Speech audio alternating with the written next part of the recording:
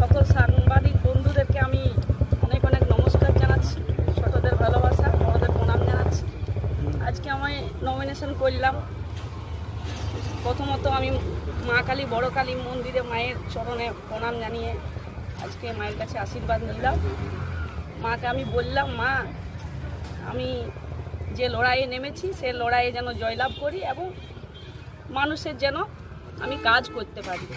তারপরে ওখান থেকে আমার কর্মী সমর্থক, ভারতীয় জনতা পার্টির সৈনিকদের সঙ্গে নিয়ে, আমার সহযোগ যোদ্ধাদের সঙ্গে নিয়ে আমি আজকে নমিনেশন দিলাম। আগামী দিনে কি হবে, কতটা আশাবাদী?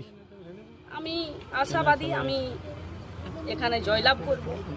রঘুনাথপুর বিধানসভার মায়েরা, দিদিরা এবং গ্রাম বাংলার সাধারণ মানুষ, জনগণ সকলে মিলে আমাকে আশীর্বাদ করছেন এবং ওনারা আমাকে কাজ করার, এখানে ওনাদের সুযোগ দিবেন ওনাদের কাজ করার। নমিনেশন ঠিকঠাক হয়েছে? ভেতরে কোনো অসুবিধা? ঠিক আছে।